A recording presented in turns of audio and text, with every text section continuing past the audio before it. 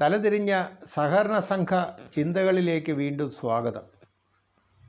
പത്തനംതിട്ട ജില്ലയിലെ 2 സഹകരണ സംഘങ്ങളുടെ കഥ കൂടി പറഞ്ഞ് തുടങ്ങാം. ഒരു സഹകരണ സംഘത്തിൽ 7 കോടിയാണ് ഡെപ്പോസിറ്റ്. ലോൺ കൊടുത്തിരിക്കുന്നത് 1 കോടി രൂപ. അതിനർത്ഥം അധികം പലിശയൊന്നും കിട്ടുന്നില്ല എന്ന് തന്നെയാണ്. ആ സ്ഥാപനത്തിൽ നിക്ഷേപിച്ചിരിക്കുന്ന പണം ജീവനക്കാരുടെ ശമ്പളം, ബാങ്കിൻ്റെ ചിലവുകൾ തുടങ്ങിയ പല രീതിയിലും ഇല്ലാതായിക്കൊണ്ടിരിക്കുന്നു. ചിലവുണ്ട്, എന്നാൽ വരുമാനമില്ലാത്തതുകൊണ്ട് ഇവിടെ കാര്യങ്ങൾ അധികകാലം മുന്നോട്ട് പോകില്ല. അല്ലെങ്കിൽ ഈ സഹകരണ സംഘം അടച്ചുപൂട്ടലിൻ്റെ വക്കിലാണ്. രണ്ടാമത്തെ സഹകരണ സംഘം ജില്ലയിലെ പ്രമുഖമായ ഒരു ഹോസ്പിറ്റലിലെ ജീവനക്കാരുടെ സഹകരണ സംഘമാണ്. 5 കോടിയാണ് ഡെപ്പോസിറ്റ്. 4 കോടി ലോൺ നൽകിയിരിക്കുന്നു. ജീവനക്കാരുടെ ശമ്പളത്തിൽ നിന്നും പണം തിരികെ പിടിക്കാനുള്ള സംവിധാനം അവിടെയുണ്ട്.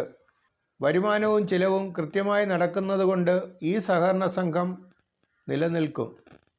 കേരളത്തിലെ മിക്കവാറും എല്ലാ സഹകരണ സംഘങ്ങളും മേൽപ്പറഞ്ഞ 2 ഗണത്തിൽ നമുക്ക് ഉൾപ്പെടുത്താവുന്നതാണ്.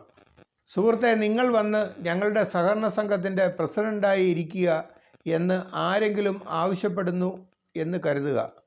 ഞാൻ ആ നാട്ടിൽ നിന്ന് ഓടി രക്ഷപ്പെടും.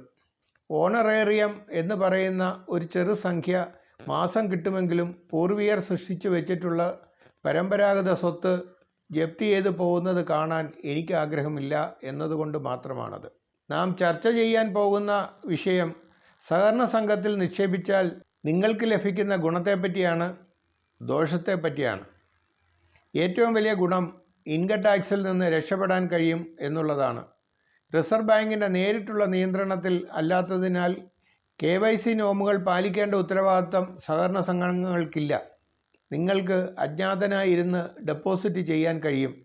നിങ്ങളുടെ കൈവശം അമിതമായി കള്ളപ്പണമുണ്ടെങ്കിൽ സഹകരണ സംഘമാണ് ഏറ്റവും മികച്ച നിക്ഷേപ സൗഹൃദ സ്ഥലം.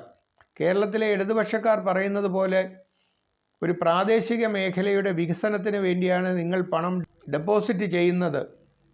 താത്വികമായി ഇത് ശരിയാണെങ്കിലും ഇപ്പോൾ ഇത് പ്രായോഗികമായി ശരിയല്ലാത്തൊരു കാര്യമാണ്. ഇനിയും പ്രശ്നങ്ങളെപ്പറ്റി നമുക്ക് ചിന്തിക്കാം. പ്രശ്നം 1, നിങ്ങളുടെ നിക്ഷേപം അജ്ഞാതൻ്റെ നിക്ഷേപം പോലെയാണ് സഹകരണ സംഘത്തിൽ കിടക്കുന്നത്. സഹകരണ സംഘത്തിലെ ആരെങ്കിലുമായുള്ള വിശ്വാസം മാത്രമാണ് നിങ്ങളുടെ പണത്തിൻ്റെ സെക്യൂരിറ്റി തീരുമാനിക്കുന്നത്.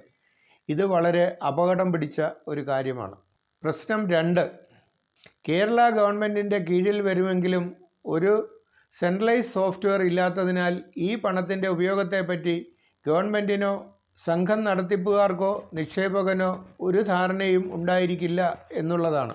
പണം അങ്ങോട്ട് പോയി ഇങ്ങോട്ട് വന്നു എന്നത് തിരിച്ചെടുക്കാൻ ചെല്ലുമ്പോൾ മാത്രമായിരിക്കും നിങ്ങൾ അറിയുന്നത്. ലോക്കൽ കമ്പ്യൂട്ടർ ആയതിനാൽ നിങ്ങളുടെ പേരും ഡീറ്റെയിൽസും എപ്പോഴും തിരുത്താൻ സഹകരണ സംഘത്തിന് സാധ്യമാകും. പ്രശ്നം 3, നിങ്ങളുടെ പണം ലോണായി വാങ്ങിക്കുന്നവൻ്റെ സിബിൽ സ്കോർ ചിലപ്പോൾ 0 ആയിരിക്കും. അതായത് നിങ്ങളുടെ പണത്തിന് യാതൊരു വിധമായ ഉറപ്പും ഉണ്ടായിരിക്കില്ല എന്നർത്ഥം. ദേശസാൽകൃത ബാങ്കിൽ നിന്നും സിബിൽ സ്കോർ മോശമായവന് ലോൺ ലഭിക്കില്ല. സഹകരണ സംഘത്തിൽ നിന്ന് അത് ലഭിക്കുകയും ചെയ്യും. പ്രശ്നം 4, ലാഭകരമായ നിക്ഷേപ മാർഗങ്ങൾ ഇല്ലാത്തതിനാൽ സഹകരണ സംഘത്തിൻ്റെ ദൈനംദിന കാര്യങ്ങൾക്ക് വേണ്ടി നിങ്ങളുടെ പണം ഉപയോഗിക്കപ്പെടാം. ഈ പ്രക്രിയ ദീർഘകാലത്തേക്ക് തുടർന്നാൽ നിങ്ങളുടെ ഡെപ്പോസിറ്റ് ആവിയായി പോകുന്നതിന് കാരണമാകും.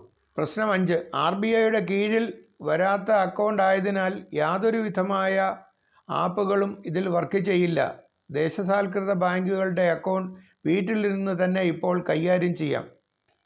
സഹകരണ സംഘത്തിൽ ഡെപ്പോസിറ്റ് ചെയ്യണമെങ്കിലും ലോൺ എടുക്കണമെങ്കിലും നാം അവിടെ പോകേണ്ടി വരും. സഹകരണ സംഘത്തിൽ ഗൂഗിൾ പേയോ ക്രെഡിറ്റ് കാർഡോ വർക്ക് ചെയ്യില്ല. നിക്ഷേപം സ്വീകരിക്കാൻ കൂടുതൽ പലിശ വാഗ്ദാനം ചെയ്യുന്നതുകൊണ്ട് ലോണുകളുടെ പലിശ വളരെയധികം ഉയർത്തേണ്ടതായി വരും. ഇത് ലോൺ എടുക്കാൻ ആളെ കിട്ടാത്ത സാഹചര്യം സൃഷ്ടിക്കും. ഈ സാഹചര്യത്തിൽ ഡെപ്പോസിറ്റ് പലിശ കിട്ടാനുള്ള സാധ്യത വളരെ കുറവായിരിക്കും. പ്രശ്നം 7, ചിട്ടി നടത്തുന്ന 1000 സ്ഥാപനങ്ങൾ ഈ നാട്ടിൽ ഉള്ളതുകൊണ്ട് കടുത്ത മത്സരത്തിന് കാരണമാകും. ചിട്ടിയുടെ മാർക്കറ്റിങ്ങിനെയും അത് ബാധിക്കുകയും ചെയ്യും.